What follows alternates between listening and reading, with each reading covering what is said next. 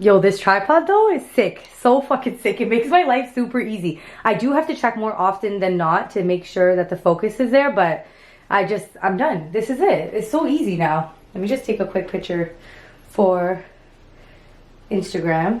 Let's try this again. Welcome to Vlogmas. Day something or another. Hi everyone, welcome to today's video. Today is Vlogmas day 5 and it's going to be a public service announcement, as you can tell by the title already. So to go with the car theme and driving theme, I just want to let you guys know that I do think I'm going to start a playlist or video idea of just doing a series on cars and all things related to cars, whether that comes to, you know, going for oil changes and not getting upsold, or if that means what happens if you get into an accident, what you need to do, and just different things like that. And like, I even know how to drive standard, so I was hoping to do a segment on how to drive standard for all my females out there that want to learn and don't want a guy to teach you. And what else? Just anything really. Like, I know how to change a cabin air filter, I know how to change an engine air filter. These are things that they upsell you when you go to like Jiffy Lube drive-through. Oil change, they'll be like, your filters are so bad, like you need to change them right now or you're gonna die. Like, nah, none of that shit, okay? Like, I'm gonna show you guys how to do these things. And you know, because my target audience is females, I know a lot of females aren't comfortable in terms of cars or rely on someone else to help them. So if it helps give you guys some independence, that's what I'm trying to do here. But it's funny because I did not think I'd ever be doing a video on driving, let alone a series on it, because I truly was not that confident of a driver a couple years ago. And even now, like, I'm more confident only because of how dumb people are there. You know what I mean? Like, it's because I realized lately like how much of a defensive driver you really need to be, and as a result that means you need to be like a really good driver. So these are just some things that off the top of my head, like, I just want to like mention on this platform and just see like why people are still doing these things, and like just my general thoughts. Basically a public service announcement to stop driving like a dumb fuck. And by the way, obviously if there's a title that has a swear word in it, there is going to be a lot of swearing in this video. I am not sorry for that. My target audience is 18 plus, and I'm really not swearing at anybody in particular. I'm just trying to emphasize a point, which is like, hello, what are you thinking, right? I'm going to try to do it in sequence of order, but some of it's not going to come in sequence of order. We'll see how it goes. Anyways, number one, just the basic one, like, why do people still text and drive? I see people snap and drive. I see people do so many like social media things, respond to conversations on WhatsApp. Like, what are you guys saying, fam? Like, are you that important of a person that you need to respond right away or the world's gonna die? Like, tell me, like, what's gonna happen? Like, what's gonna happen if you don't respond? And most of these responses are so dumb. It's probably like an okay text message or a fake laugh out loud when you're not even laughing to a group convo that you don't want to be part of. And yet you're risking your life, other people's lives, and even just getting a ticket for $300 and some demerit points gone just because you want to respond lol to a group. Like, that's kind of dumb. And like, the amount of people that still do it is actually insane. And I even see some of my girls, they'll respond to a text and be like, oh, it's a red light, it's fine. No, homie, it's not fine. If there's a cop beside you and they saw you texting and they're like, oh, don't worry, Shannon, it's all good, you can text away. Hello? No, they're not going to say that to you. So if you can't get away with that with a police officer, then you shouldn't be doing it. Even I noticed a long time ago, my dad was, he had his GPS and everything set up before he goes, which I highly suggest. You should be setting up your GPS before you go, not on the way. I guess he had to make an adjustment for something, and he was just playing around with it at the light, but like so blatantly, like touching the window, touching the GPS like that. And I'm like, fam, you're about to get a ticket right now if a cop drives by. Like, they do not care, you know what I mean? And that is considered distracted driving, and I agree with that, because the whole theory of on a red light, oh, I can text, it's all good. Well, let me tell you a story. If you're waiting at you know, for an advanced green and everyone's sitting there texting away, only 2 fucking people are gonna get through that light because y'all are just sitting there texting away and you're not focused. There's so many times where I'm like sitting waiting for the light to change, and the light has changed and I'm waiting for this person to go, and I'm like, what are you saying, fam? 100% you're texting. Even on the highway, you can tell when someone is texting because they're going significantly slower at the rate of traffic than everybody else. So it's very obvious. It's very stupid because I don't think anyone's that important. And if you are, like, it's 2019, like, VJ's car reads out text messages for me if I really wanted to. Or if it's an emergency, I can pull over to the side.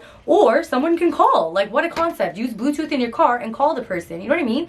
So, I don't know. And the way that I reduce temptation for myself is I put my phone in my purse and I put the purse in the back seat. You know what I mean? Because if I know I'm driving somewhere, I'm going to a destination, I either have it on the car's GPS or I have it on Waze, which is connected to my phone and the car. So that's a simple thing that people still do. So many people get tickets over it and then get so upset that they got a ticket for it. I'm like, you're so dumb. You should be happy it's just a ticket and not a fucking car accident because you're a dumb fuck, like texting and driving. You know what I mean?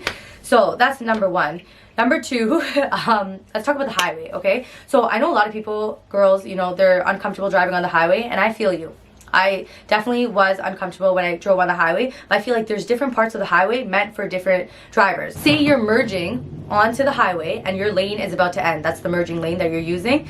And what happens is there's so many opportunities for people to actually merge onto the highway, but they wait until they get to the very fucking end and then they try to squeeze in. And why? It's because they want to be the front of the line or they want to beat traffic. But it's like, you're fucking everything up if people need to slow down to let your dumb ass in when you had so many opportunities along the way to just synchronize swimming and just go in. Like, you know what I mean? And that's what driving should be. It should really be like synchronized swimming. Like, if there's someone merging on and I'm trying to merge out and get off, like, you know, to the next exit, it should literally be like this. It shouldn't be like someone's pausing, braking, waiting to go because they missed it, and then this person, like, nah. And that's how traffic even starts. Like, I've thought about it, and like every single time where I'm like stuck in traffic, like literally stuck in traffic, and I'm just like waiting to see what happens, it's either there's an accident on the highway or it's a highway accident on the other side. And that one irks me so much because that means that people are fucking rubbernecking. You know what rubbernecking is? It's not the same as rednecking. Rubbernecking is when your fucking head is turning so much to the side because you need to see what the fuck is going on, right?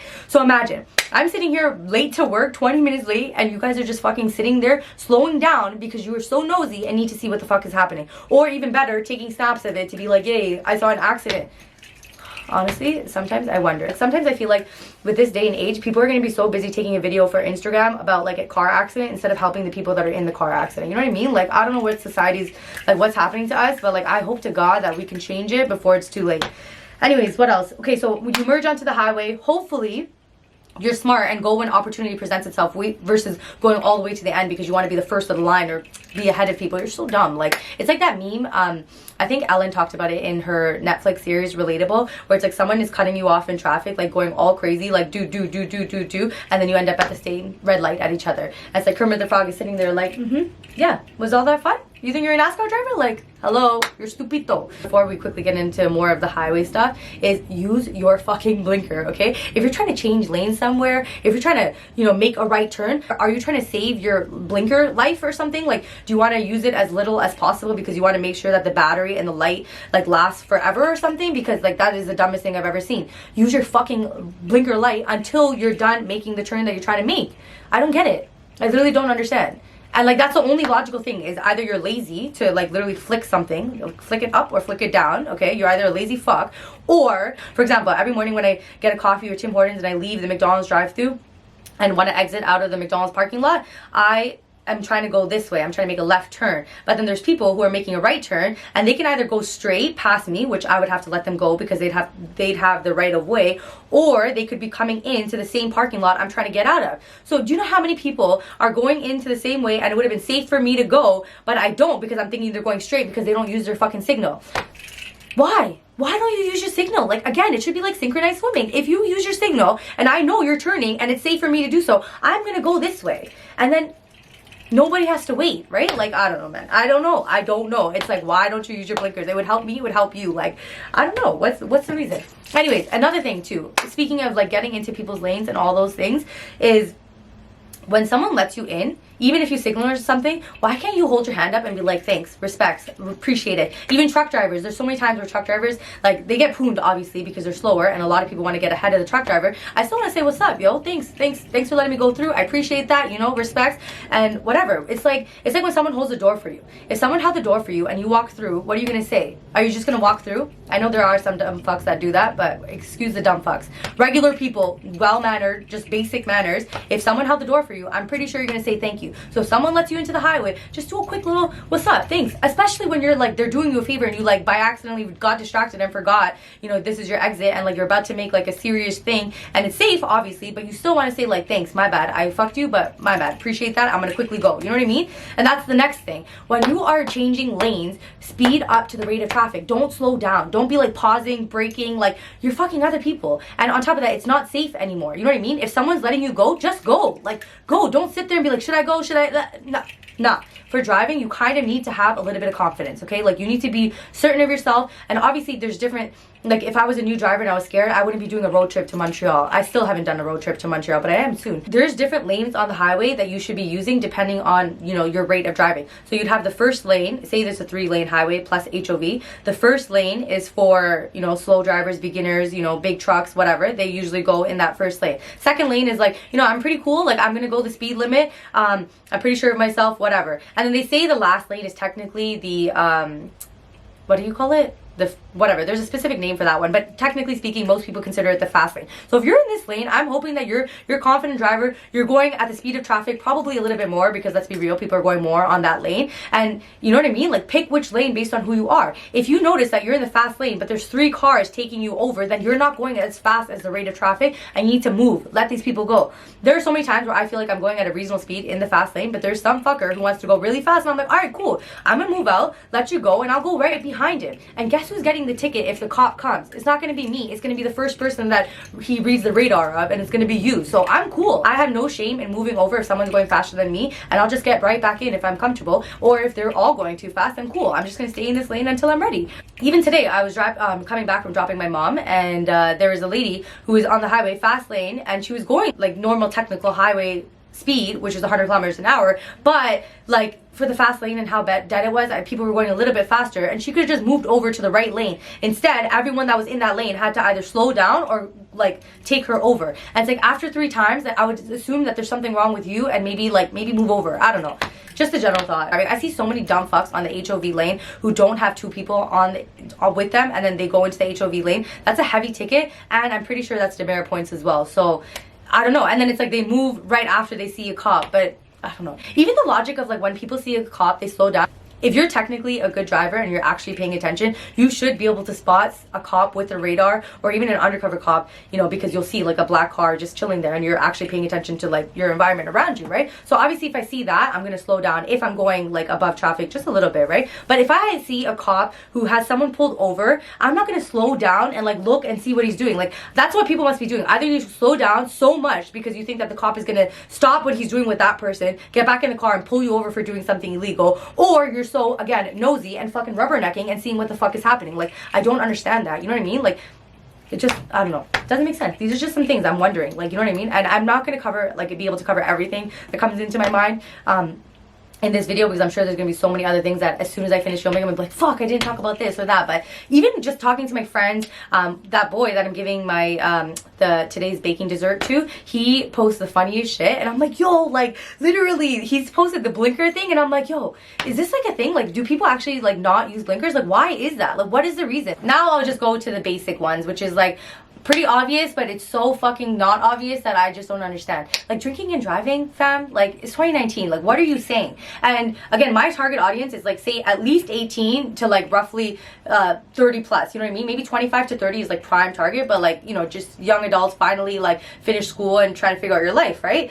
And like, I don't understand why that age group is still drinking and driving. Like, I don't even understand why young kids are doing it, which the only reason I can think of is trying to be cool. But as a young adult, do you honestly still think it's cool that you're drinking and driving? Do you think that's cool, or is it because you're trying to be frugal and save money? Because if you think that you're saving $50 by driving your own car home and not taking an Uber, technically speaking, you get booked for this, you're gonna spend 10K minimum trying to fight it, if that. Or if you don't fight it, you're gonna have high insurance, let alone if you actually hurt somebody while you did this, right? Like, that's the extreme consequence. I'm trying not to be negative here, but at the end of the day, every single action you make in life has a consequence, whether good or bad. So if you think that you drinking and driving is just you fighting a 10K ticket, what if you hurt somebody? What if you killed somebody? What the fuck are you gonna say, right? Like, you try to save $50 and now you're going to the funeral of someone you killed?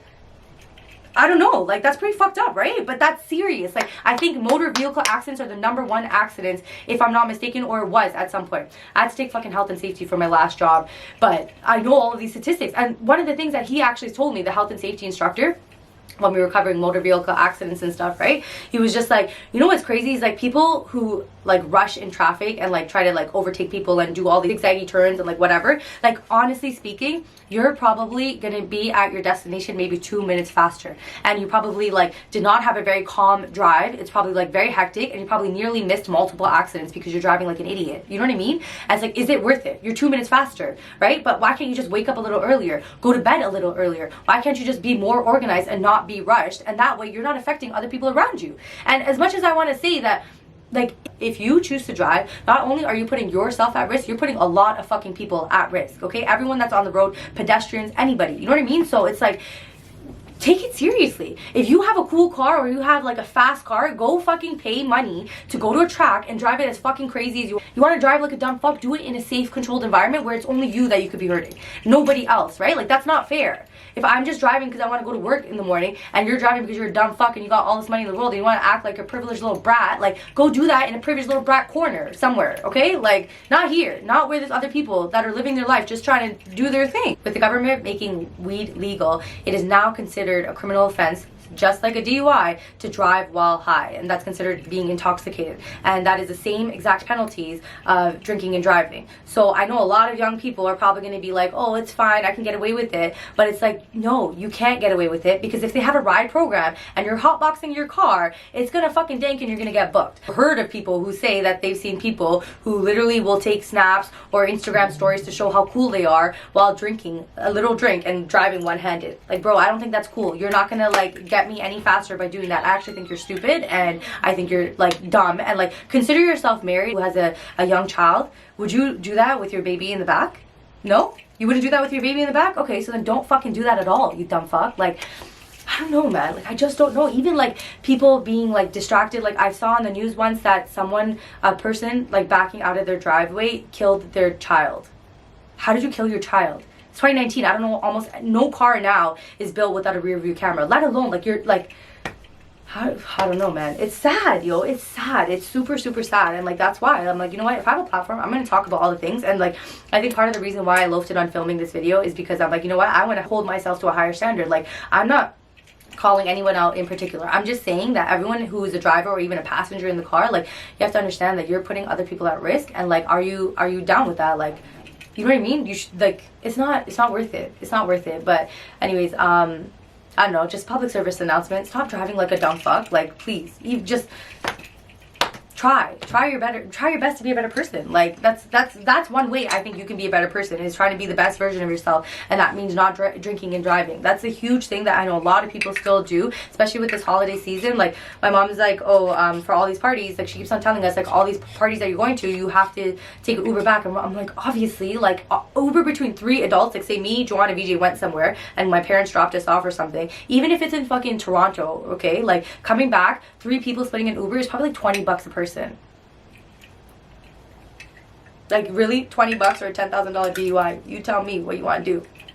Anyways, now we're going to go to the cooking segment. I'm going to make the brownie brittle brownie bark for my boy. It's actually pretty simple. I just searched brownie brittle or brownie bark on YouTube, and I found the recipe. I've set it all up, so technically it should be pretty simple, and I'm going to try to do it all right now.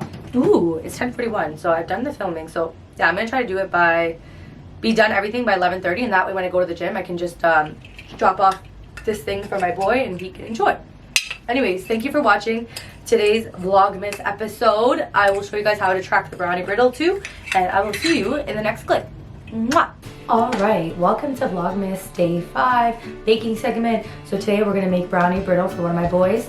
Instagram is Tor Auto Media. I messed that up earlier, but hopefully I get this clip right. And yeah, so we're gonna get started. I'm gonna tell you what the ingredients are first. So let's get started. I actually have the instructions written down, and I'm gonna type it out in the description box for you guys. But I basically just searched brownie brittle on YouTube and watched a few videos and then picked the one that had the most views. And the list of ingredients is kind of a lot. I would say a lot because I put it up beforehand, but it's definitely gonna make my life easier. For this brownie brittle recipe, what we're gonna need is 1 large egg white, which is that in this bowl. We're gonna need 1/2 cup of sugar. I only put 1/3 cup and I'm too lazy to figure it out, so it's gonna be 1/3 cup, sorry. And sorry to my boy who I'm doing it for.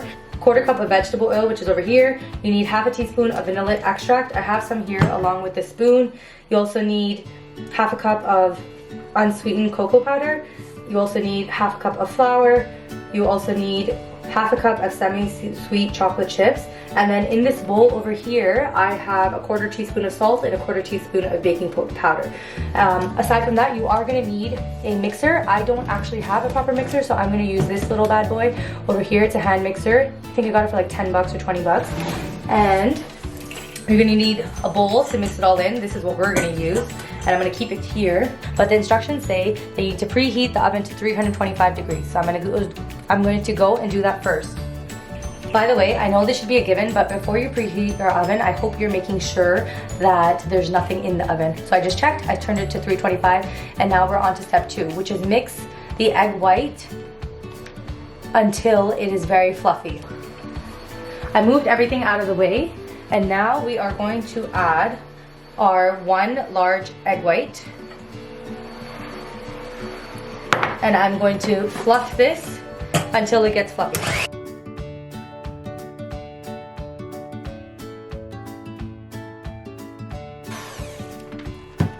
I think it's safe to say that's pretty fluffy. We're gonna keep this mixer on standby, and step 2 says add sugar and combine.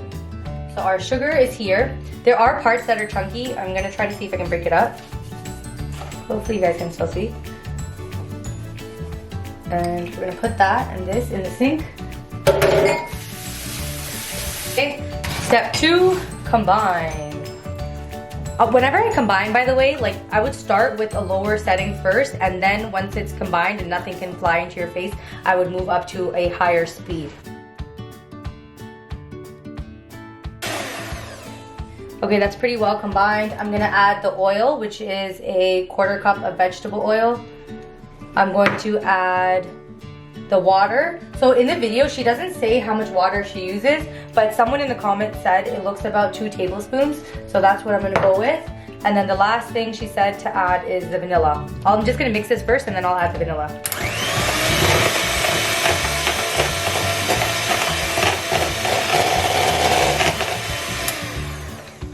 Generally mixed.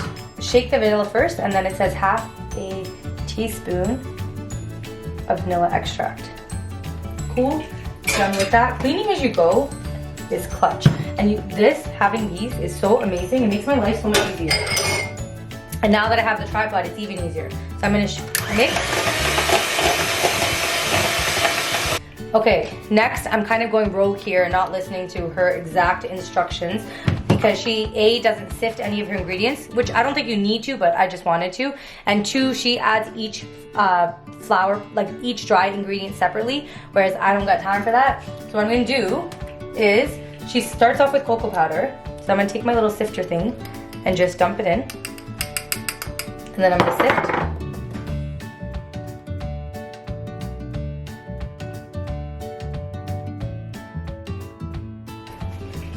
All right, that was so unnecessary, but hopefully it makes a difference.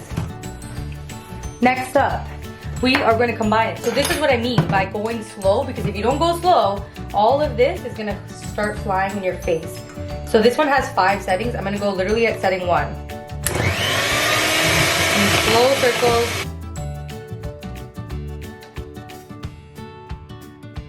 Once you get it generally pretty mixed, I would just make sure you scrape the sides. I can't find our spatula, but it's fine.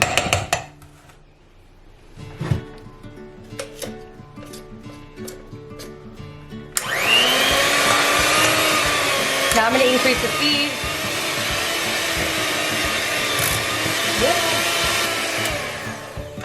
I don't want to overmix it, so I'm going to stop here, unplug this, but this is what the batter looks like. So I will tell you what the next step is in a moment.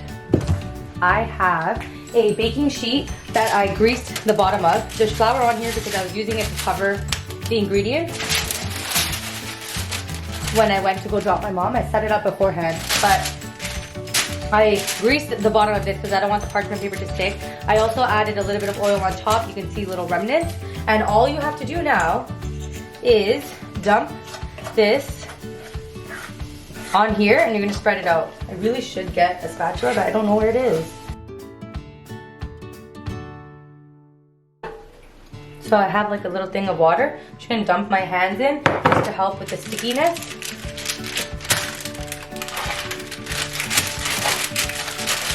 Super sticky. I just want to get it a little bit more thin because we're making bark, right? We're not making like brownie. So as thin as possible. Anyways, the baking instructions is you cook it for 15 minutes and then you're gonna let it chill for a second, break it up, cut it with a pizza slicer. I did that probably in the most inefficient way possible, but I don't know where the spatula is. My hands are clean, wet, I did dry them, but all you have to do now is sprinkle. I swear she had more batter. Maybe I fucked something up here. I'm not gonna put all of it because it seems like chocolate overload a little bit. So say I used half of what they told me to use. They said half a cup of semi-sweet, but I probably used a quarter cup. That is done. I don't know, it seems a little thick to me and like, but I couldn't spread it. It wasn't spreadable. So anyways, I'm gonna basically put it in the oven for 15 minutes at 325 degrees. And I have a timer now. Sick. Okay, let's do this. Let's do this together.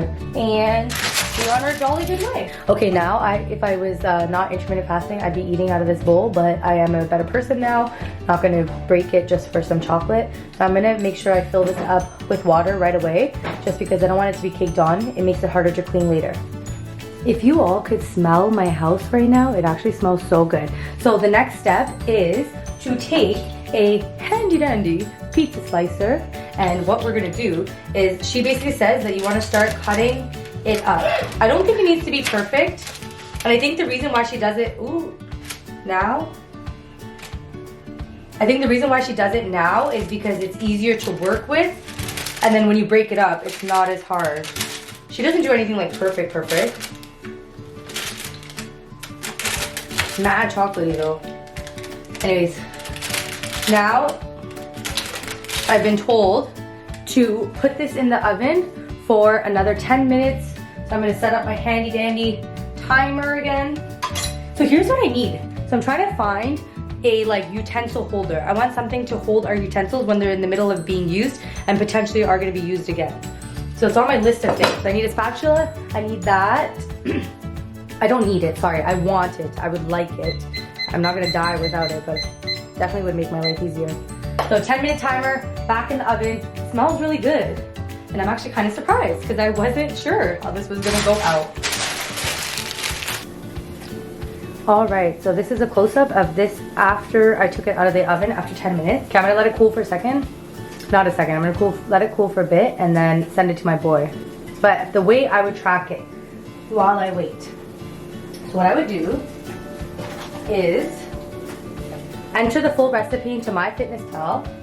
All right, so this is what I meant about the putting all of the baking product onto a plate after you've brought it to zero. So I have 255 grams altogether. I'll show you how I use this 255 number when we track this to dessert, but it's basically going to be working backwards. So if this total recipe is 255 grams, imagine I'm going to turn it off or tear it, and now as I take a piece out, that piece is 19 grams. I would track 19 grams on MyFitnessPal. So now if you have the total, so this piece is 28 grams, 17 grams, etc. So 255 grams will show you how to do it after. So I'm going on to MyFitnessPal. I'm going to recipes, meals, and food. I'm gonna create a recipe. As you can see, I've already created it. So we're gonna go to Brownie Brittle. And I'm gonna edit the recipe so I could show you guys. So I inputted all the ingredients, and do you see how I changed the serving size from 1 to 255? Well, the 255 serving size is how much the total amount of brownie is, and therefore for 1 gram it equals 6 calories, 0.9 grams of carbs, 0.3 grams of fat, and 0.1 grams of protein. So the total ingredients are all added here.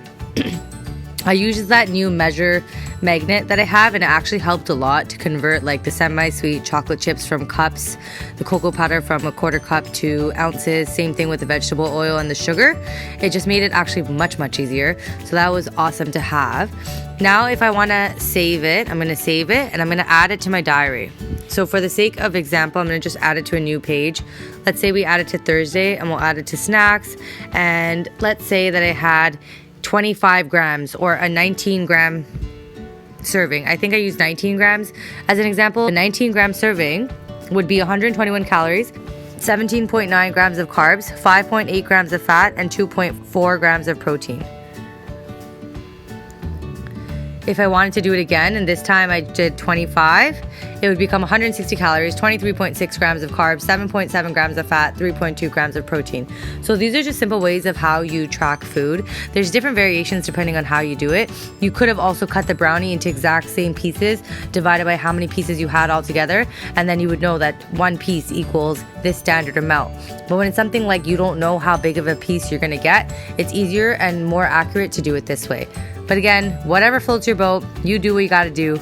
And that's all. So again, thank you for watching, and I will see you in the next one. Mwah!